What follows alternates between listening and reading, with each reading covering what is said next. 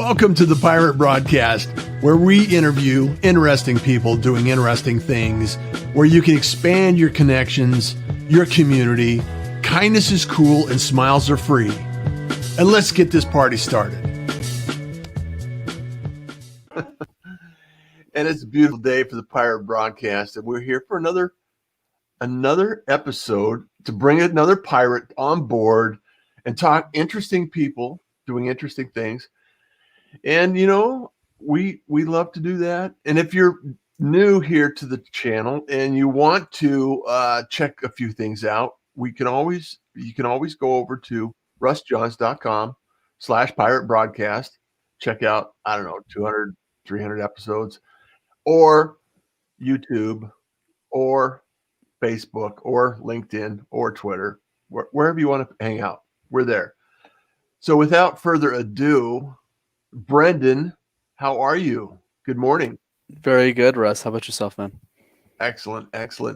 Now, we met through kind of an interesting circumstance. I think we got together through a group of individuals looking to be speakers and also guests on podcasting platforms. And it was a happen chance, but I caught your videos on YouTube where you like to hang out, and your coaching style and some of the things that you're promoting and producing and the outcome and the people you're helping. And I thought, I got to get this guy on the show, Create a Pirate now. So speaking, talk us and walk us back through the journey of how you got into this and what your fascination and interest was to get to this result. Yeah, absolutely. So for me, it was a bit more of a rocky story.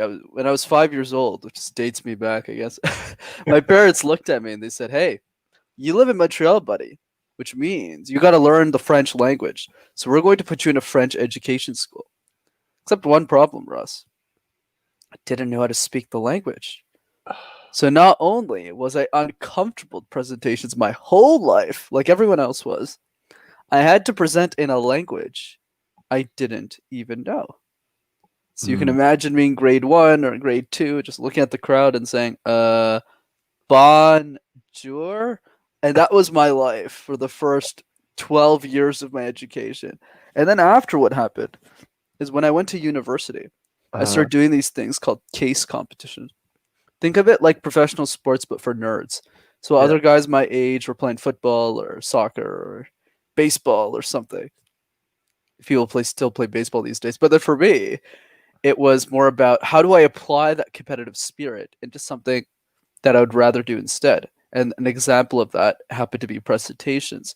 So I did that competitively for 3 years. By the time I graduated, I started working in corporate Canada, I guess in my case. I just asked myself, what could I do to help the world? And I noticed a lot of the public speaking content on YouTube was really bad. You hear advice like, "Oh, just be yourself, Russ," or "picture of the underwear." You're like, that will get me arrested really quick. But the idea is, how do we create content that can help people who can't afford a speech coach, which is most people in the world? So I started making videos in my mother's basement, thought it was a stupid idea. A couple of things happened, grew a lot faster than I thought it would, and here we are today. Wow. So you were speaking competitively and in a position where you had to learn. You had to, in order to compete, you have to improve. And I know a lot in the States, and I've attended several Toastmasters. Toastmasters International is an organization that really helps a lot of speakers, tabletop discussions, a few things here and there. And are there organizations that you went through or a process that you kind of evolved to and gravitated to that allowed you to improve your speaking? Or what was your process for improvement? Because on your videos, you're pretty sharp and you have those pauses and you have the ability to speak and hold the attention and all of those little tips that good speakers always do. And it's like this person's not real old. And so it's like, how did you go about the process of getting so familiar with speaking? Absolutely. So the first part to your question about Toastmasters, even if I wasn't a part of their curriculum, I do guest at a lot of their clubs. So I highly recommend it. I think it's a great cost-effective way to get you started with public speaking, especially if you're new and you're just, public speaking isn't really your thing, which is most of us. I highly recommend that. But for me, what happened is I was in a very unique situation, Russ. Actually, most of the process and what happened, I was entirely self-taught.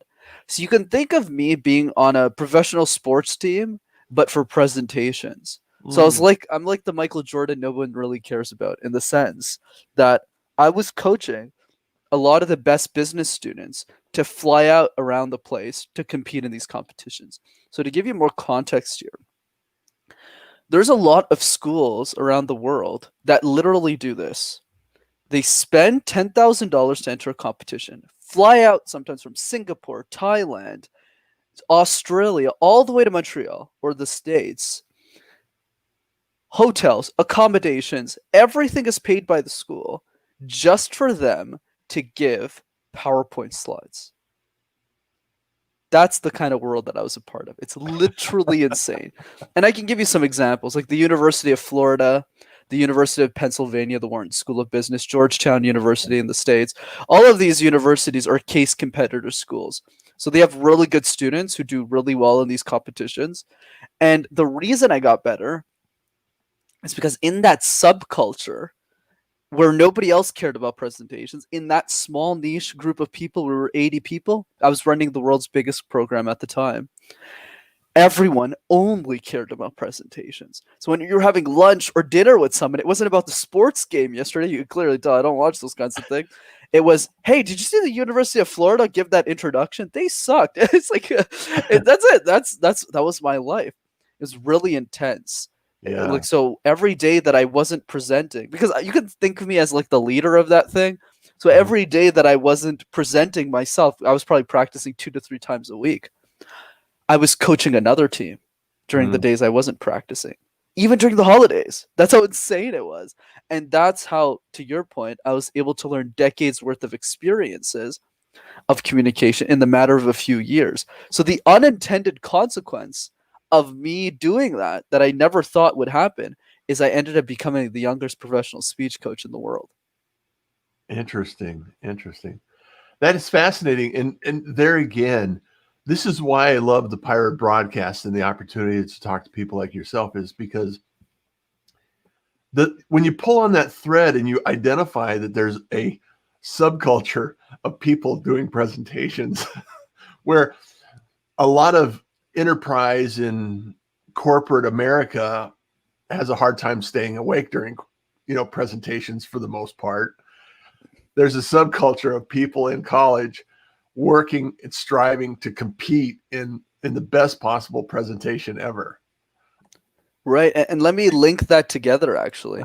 Corporate America actually sponsors a lot of these competitions for that very reason. They go to recruit a lot of the best students. And that's why we compete in the first place. It just Yeah, became an obsession. I can yeah. give you an example. Walmart was a case sponsor. This was 3, 4 years ago. So keep in mind, we're like 21, 20 years old. And the person who's giving the case for that specific competition, because it was an international one in Uh-huh. Montreal, isn't a manager at a store at Walmart. It's the senior vice president of Walmart Canada. So you got the president, and then you got him. And we have to tell him what to do with his company. Yeah, so it was very interesting. It's insane. Yeah. And I know how to exist because um, in college, I actually took state in a competition in parliamentary procedure. I went to national competition, and it was, I mean, kind of niche. I mean, that's pretty niche. And so it was like, I hadn't ever thought about it until you just said that. And it's like, I could see how that could happen. I could see how that, I didn't play sports or anything like that. I was a musician. And I just happened to get inside this little group that, you know, practice parliamentary procedure. It's just like, and we won the competition and went on to nationals. So Interesting. So what you're doing a lot of coaching now for your clients, and a lot of it's virtual now, and you have a lot of YouTube presence. So what do you see the roadmap for presentations and, with AI and some of the things that are going on? Let's shift the gears and talk about the future. And what do you see unfolding in the future of presentation? Absolutely. So definitely a couple of things. The first thing that comes to mind is the idea of a hybrid approach. So because of COVID, the rise of online presentation has skyrocketed, and Yeah, being on camera has never been more important than it is today. And that trend will not change, in my opinion. Even if when we go back to in-person events, which will still be very much needed because we all crave connection, that in-person touch, that will absolutely. always exist. But the online presence will the net will be much bigger than it was pre-COVID. That's just personal opinion. So then based on that, as speakers, as presenters, we need to be a lot more versatile in the way that we communicate and the mediums that we use to communicate, which of course you've done very well with everything that you're on and all the platforms that you're a part of. But for everyone else, the key is thinking about communication as a multiplier effect. So Mhm. today, you might say, conversations, Brenden, come easy to me, like something like this. But if it's recorded, I don't want to do that. Or if it's me alone on a camera, I don't want to do that either. So we Yeah. need to realize it doesn't really matter how good you are as a communicator, because I was terrible. Remember, I presented in a language I didn't even know for most of my life. It's about thinking about which one of those verticals are the most important. Is it presentation skills? Is it conversational skills that is going to add the most impact? And then based on that, we focus on those specific lines of thought. And then over time, my expectation is I don't like this. Once again, my opinion here is I don't think AI is going to make that big of a dent in presentations, just because communication is something that's very hard for an algorithm to figure out. It's probably going to Yeah. take a lot more time. So that's why I think communication, the way that we need to think about it, is more in terms of what is the quick win that I can get? How can I shift my mindset as quickly as possible to believe that I can be a great speaker? And if we can achieve that mindset change, we have a couple of exercises to do that. Then after that, you'll feel that you can conquer the world. I totally agree with you. And as long as I've been speaking, and long as I've been presenting and teaching, I still know there's huge gaps in some of the things that I do. Some of the fill-in words that I use occasionally, and I forget, and it's like, okay, I used that 20 years ago, and it's coming back. It's like, stop it. And all of the little nuances in your language and the pauses and some of the things that you really speak to on your YouTube channel, I think it's really important for people to understand that you can do it. You have the opportunity and the skill to do it, and you have a reason to do it, because now more than any other time in history, we're shifting to an online presence where getting comfortable with the camera is a power, it's a skill that's necessary. Getting comfortable with the technology that allows you to be on camera, it's a skill, it's a technology, it's necessary. And all of these things come together to really bring it home to what we're talking about today. So I just want to remind everyone that Brenden is now a pirate. So reach out, connect with this young man, and follow him on YouTube. Go track down his YouTube channel and be amazed like I was. And follow him and get a couple of tips that are going to help you. And let's start the conversation, because as we all help each other and we all help each other grow, life just gets better. You have a resource you can tap into. You have a conversation that you can start.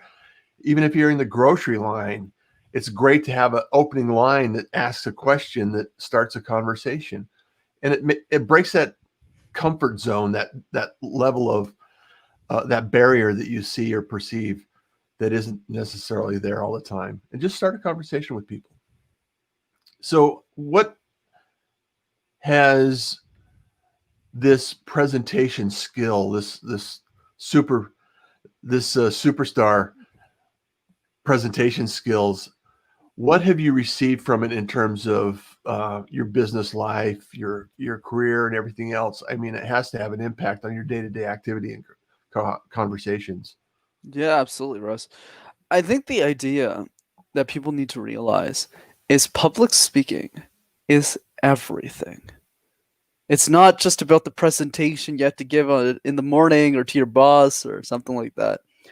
It's the tough conversations that you have with your family, your kids, if you have any, your partner, your family, the people around you, your friends, the long dinners where you haven't seen people, that weird feeling that when you go to a country and you don't know the language, for some reason, you still understand them anyways.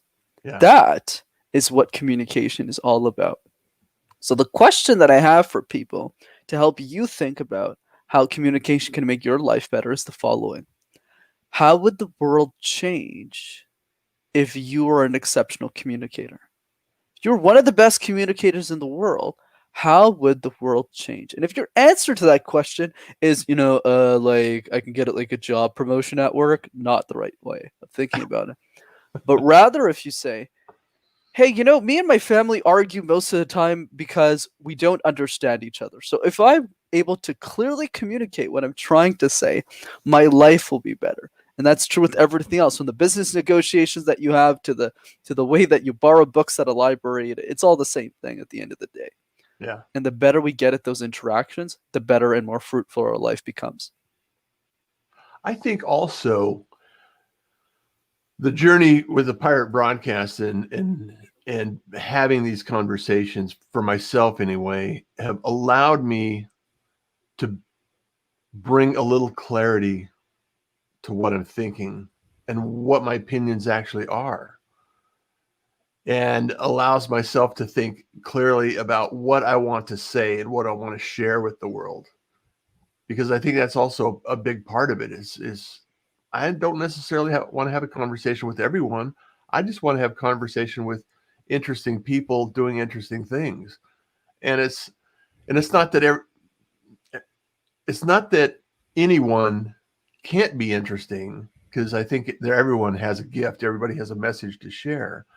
I think that the ones that are able to communicate what they're doing, what they're focusing in, I think that brings it front to and center to what they're talking about, what they're doing, what they're passionate about. And that's what makes it easier. That ability to communicate, like you said, it just really highlights that conversation and puts it out front. And I think that's the difference. That's the difference is because some people are shy about talking about what they do, how they do it, and why they do it. So I love that. Like, I find one way of thinking about this, Russ. Gary Tan, who's one of the co-founders of Initialize Capital, has this great quote that I'd love to share. And he always says that having the breakthrough is only half the battle. Just because you have a revolutionary idea and it works and it's exactly right and it's on the money, you're only halfway through. Because if you're not able to communicate and share that idea to other people, it won't spread. So the question, or rather the thought process that I want you all to reflect on today, is it doesn't really matter what the idea is, as long as it impacts one person, which means, by my definition, everyone has an idea worth sharing. yeah. And if you hone in on that, you really focus in on that, it'll be much easier for you to go, well, if I don't communicate my feelings to this person, or if I don't do this thing for that goal, then I'll miss out on making my ideas heard. And I think with the short life that we all have, we might as well share what we believe is true. Absolutely. Absolutely. I want to share a few people in the pirate community here and highlight them. Good morning, everyone. Gabriel. Gabriel says, happy Friday morning, pirates. And Ahmad says, hi. And Hyatt Ives says, good morning, pirates. And there's Simon. Good morning, Russ and Brenden. Thank you so much for being here. And then Gabriel's in the room. Simon Dillon. Good morning, Simon. Kathy Spooner. Kathy's going to be on the show here pretty quick. I love that. I love the opportunity to have these conversations with pirates. And Gabriel, good morning. Simon says back. This is what we have here, Brenden, is these conversations go on between each other. Kathy Spooner, good morning, Kathy. Need to get you on my show. Gabriel does shows in the afternoon. He does them at, I think, around 7 o'clock in Central Time in the evening, and I do them in the morning. So we go back and forth and share. Insanity makes things more interesting. I love that. I do love that. And so Kathy says, the focus on communication and nuances of body language remind me of the way in which our neurobiology influences behavior and interpersonal dynamics. Wow. I can see why a lot of people want Kathy on the show. Yeah, absolutely. And Gabriel says, where do you come with ideas for creating content in regards to public speaking engagement? That's another question. Let's talk about that. Then we're going to Kathy's statement. I want to expand on that. Yeah, absolutely, Gabriel. That's a great question. So there's two parts to that. One is video content creation for the YouTube channel, and the other one is content creation for when I actually go out and speak at events. Let's start with the first one, YouTube. YouTube's very tricky, especially in my niche, because there's only so much you can talk about in public speaking. Ums and ahs, silences. What else do you talk about? So the key is you need a very good workflow so that you never run out of videos. So what I do is I only post once a week, and I'll never post more. But I write my content years in advance, so I'm never stressed. And COVID has helped me accelerate that. So as of today, just because I'm very focused on what I'm doing, I'm wrapping up my content for 2023 at the moment. So my goal before COVID is over is to actually write my next decade of content, so I don't have to worry about it. So the key is workflow. Especially if you're doing a solo show like I do, you just write everything in advance, be very thoughtful about every script, and you'll get better over time. The other part, though, is speaking engagements. That's actually a lot easier. Speaking engagements means the following. The best speakers in the world generally only have 1 or 2 topics max. Tony Robbins is a good example of this.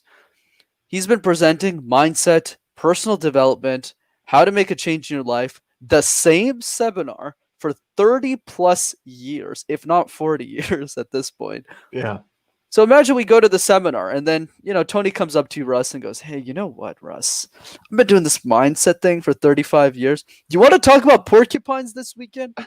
You're going to look at him and say, well, no, Tony, I spent $2,000 to be here. Can you talk about the same thing that everyone else got? Because that's what I'm paying for.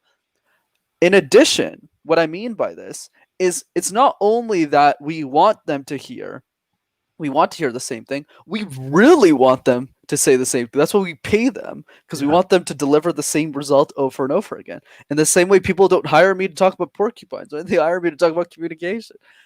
So that's why, Gabe, it's a lot easier to actually figure out your speaking engagement, because all you need is one keynote. And you need to present that keynote so many times that you become exceptional at it. And the way that you figure that out is by asking yourself the following question or scenario. Let's say it's your last presentation ever. And after you present, you'll never get to present again. And in that 30-minute presentation, 6-hour presentation, doesn't really matter, no one's going to remember your name, your title, or even your content, but they'll remember one sentence. What do you want the sentence to be? If you ever figure out an answer to that question, that is going to be your keynote. And for me, that one sentence is simple. I believe that we can live in a world where nobody is scared of public speaking. I just think that 100%. And the reason is because if I could do it, why can't you? Right?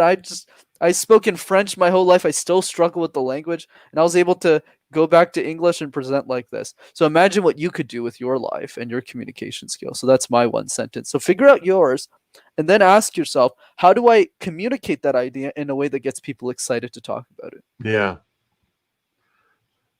That's brilliant. And what that does for me is creates focus.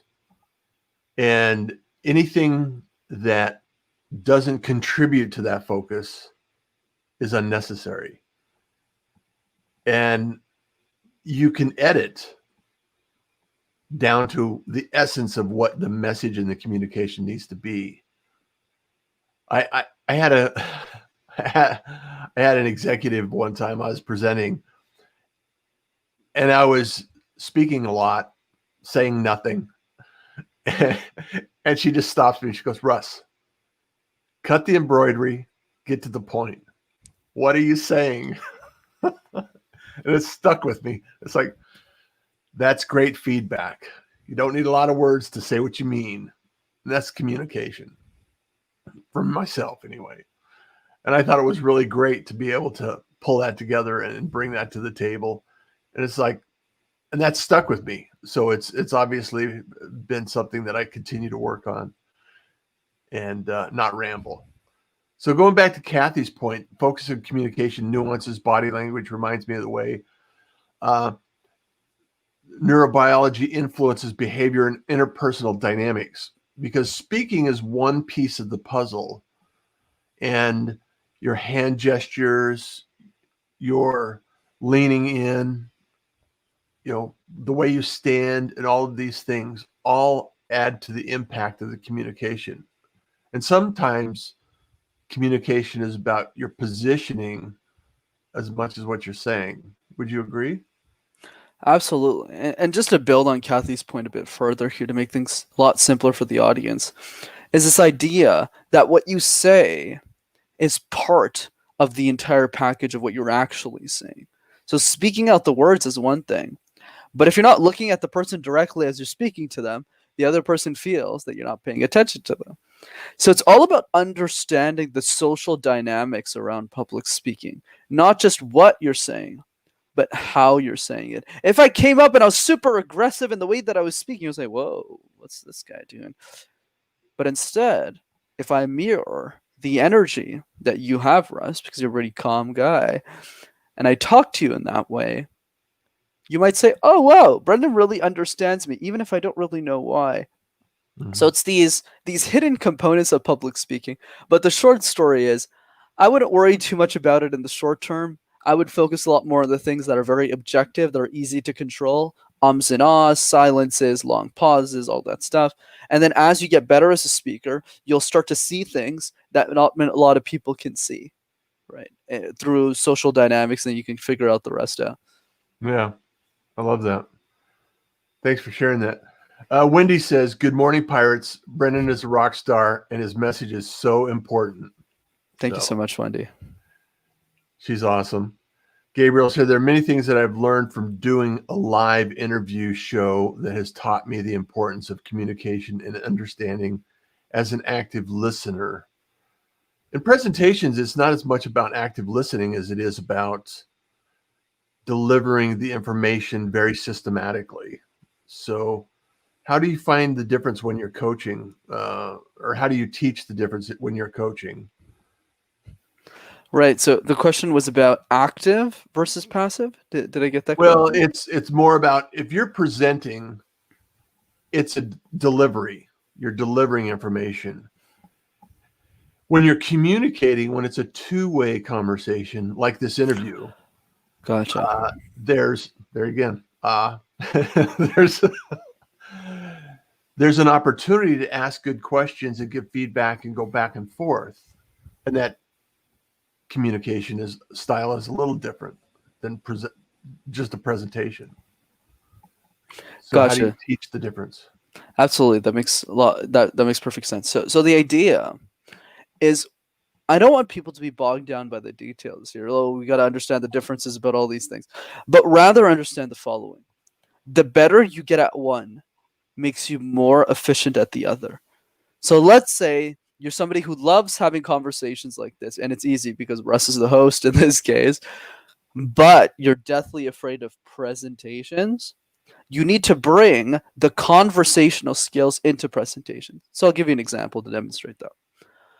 When most people think about presentations, Russ, it sounds more like a drive-through than anything else. How do I get in this thing, get my stuff, present what I need to present, and get out of there? Right. Whereas with someone like me, and most likely yourself, it's more like a long dinner. Hey, we're taking our time.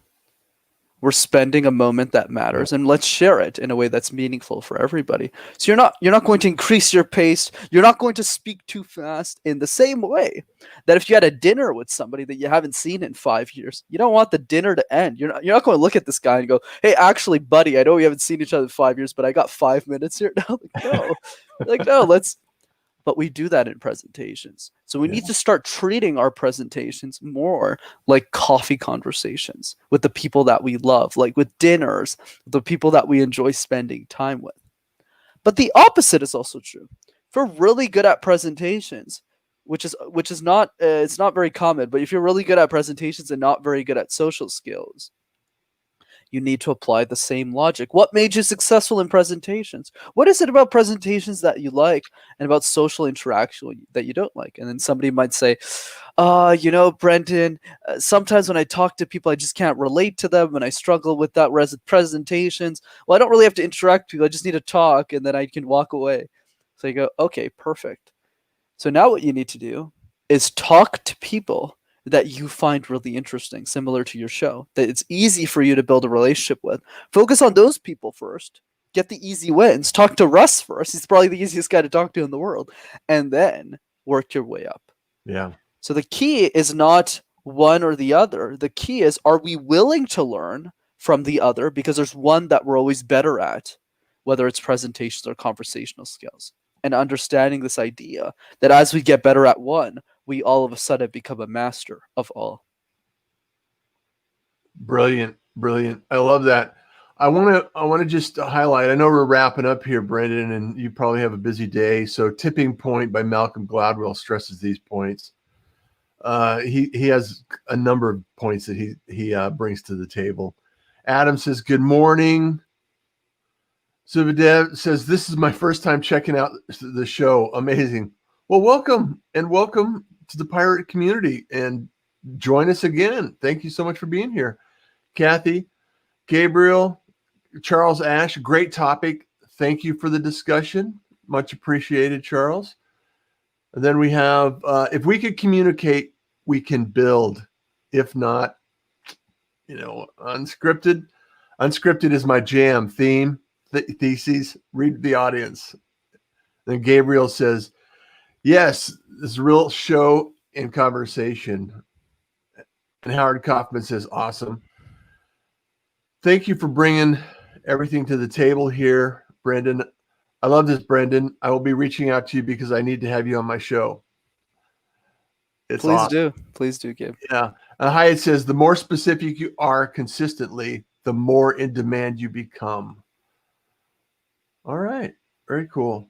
Gabriel says, I already sent you a connection request to you, Brenden. So, of course. Brenden, it's a pleasure. And I thank you so much for sharing these ideas, concepts, tips, and just yourself. There's so many times where we can just have a conversation.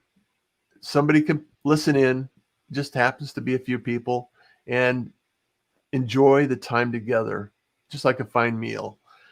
And I appreciate you. I appreciate what you're doing. And thank you so much for taking time to join us on the Pirate Broadcast. Pleasure was absolutely mine, Russ. Thanks for having me. Well, as always, everyone, if you could share, like, comment, join us on the Pirate Broadcast 5 days a week, 7 a.m. Arizona time. As always, kindness is cool, smiles are free, and you enjoy the day. Till next time. Thank you for joining the Pirate Broadcast. If you found this content valuable, please like, comment, and share it across your social media channels. I would love the opportunity to help others grow in their business. The Pirate Syndicate is a platform where you show up, we produce the show. It's that easy. If you want to be seen, be heard, and be talked about, join the Pirate Syndicate today.